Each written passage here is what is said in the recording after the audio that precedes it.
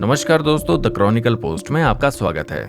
दोस्तों, जब दुनिया के हर कोने में मॉडर्न वॉरफेयर नए मुकाम छू रहा है, तब भारत भला पीछे कैसे रह सकता है। भारत की नेवी से लेकर आर्टिलरी तक सब कुछ अपग्रेड हो रहा है और सबसे क्रिटिकल एलिमेंट फाइटर एयरक्राफ्ट यहाँ भी एमका के रूप में बड़ी क्रांति आ रही है।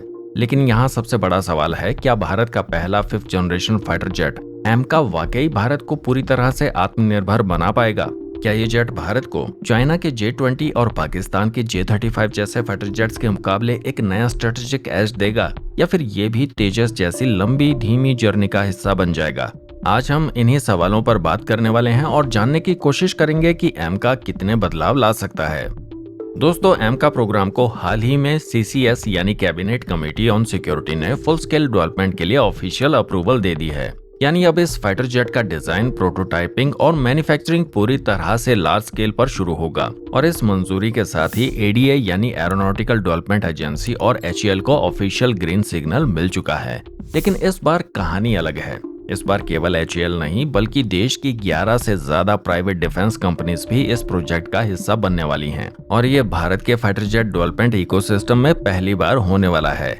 Tata group, Larsen and Toubro, Infosys, Bharat forge जैसी कंपनीज एमका के अलग अलग क्रिटिकल सिस्टम्स को मैन्युफैक्चर करेंगी।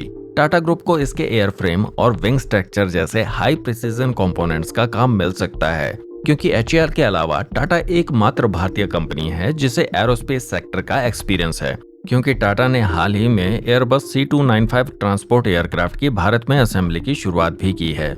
इसके अलावा सॉफ्टवेयर और एवियोनिक सिस्टम की जिम्मेदारी इन्फोसिस, टाटा कंसल्टेंसी सर्विसेज यानी TCS और टाटा एलेक्सी जैसी कंपनीज को दी जा सकती हैं। ये कंपनियां एमका के mission computer, flight control system, radar fusion और AI बेस्ड थ्रेट डिटेक्शन जैसे क्रिटिकल सिस्टम पर काम करेंगी, जिसका मतलब है कि एमका का पूरा इलेक्ट्रॉनिक ब्रेन यानी sensor, radar, integration, weapon control system सब कुछ पूरी तरह से भारत में बनेगा। इससे इजराइल, रशिया या फ्रांस जैसे देशों पर सॉफ्टवेयर और एवियोनिक्स डिपेंडेंसी लगभग खत्म हो जाएगी। इंजीनियरिंग और हैवी मैन्युफैक्चरिंग के हिस्से में L&T टेक्नोलॉजी सर्विसेज, BEML और MTR टेक्नोलॉजीज जैसी कंपनीज आएंगी। ये कंपनियां टाइटेनियम और कंपोजिट मटेरियल से बने कंपोनेंट्स तैयार करेंगी, जिससे एयरक्राफ्ट हल्का, मजबूत और हाई मैन्युवरेबिलिटी के लिए सक्षम होगा। अजिस्ता जैसी कंपोजिट स्पेशलिस्ट कंपनीज एमका के लाइट वेट स्ट्रक्चर के लिए एडवांस मटेरियल्स तैयार कर रही हैं। और एमका का सबसे क्रिटिकल एरिया है सेंसर और रडार सिस्टम। यहाँ SAI, BM टेक्नोलॉजीज, नियोमेट्रिक डिफेंस और अपोलो माइक्रो सिस्टम जैसी भारतीय कंपनियां इसका AESA रडार, ISTR सिस्टम और इलेक्ट्रॉनिक वॉरफेयर सूट विकसित करने में जुटी हैं। माना जा रहा है कि एमका का रडार, सेल्फ प्रोटेक्शन जैमर और इलेक्ट्रॉनिक काउंटर मेजर सूट पूरी तरह से भारत में डिजाइन और इंटीग्रेट होगा।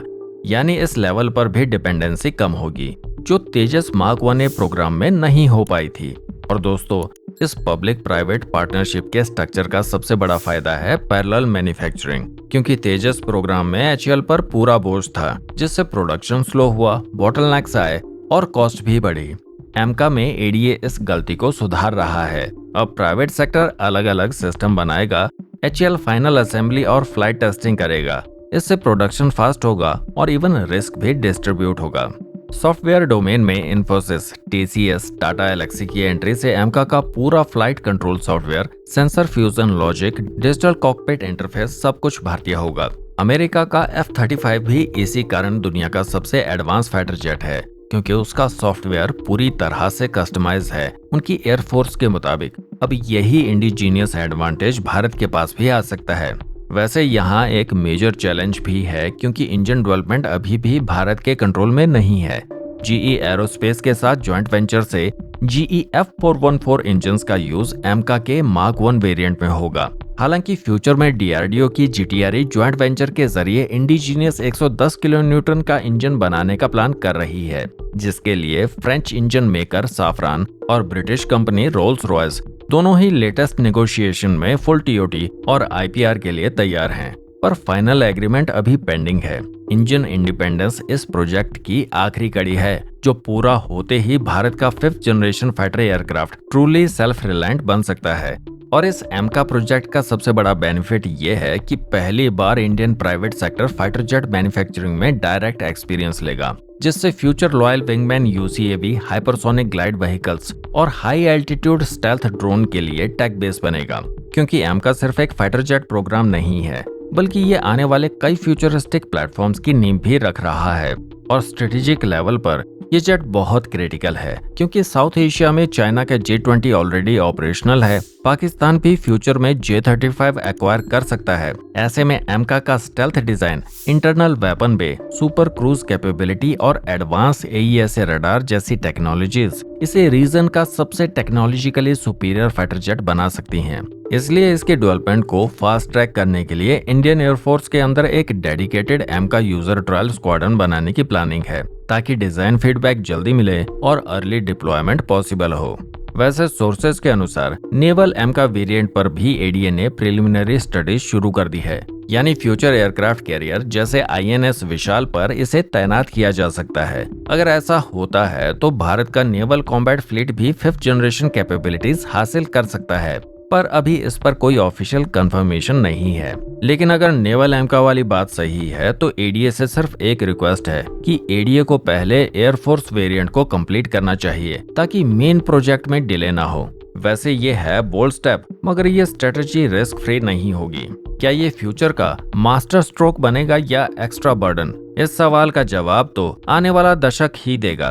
तो दोस्तों, आपकी क्या राय है इस पर? कमेंट सेक्शन में अपनी राय जरूर बताइएगा। और अगर आप मिलिट्री टेक्नोलॉजी, स्ट्रेटेजिक अफेयर्स और स्पेस इनोवेशन से जुड़े वीडियोस में इंटरेस्टेड हैं, तो द क्रॉनिकल पोस्ट को सब्सक्राइब करना भूलिएगा मत। मिलते हैं अगली वीडियो में एक नए टॉपिक के साथ। जय हिंद, वंदे मातरम।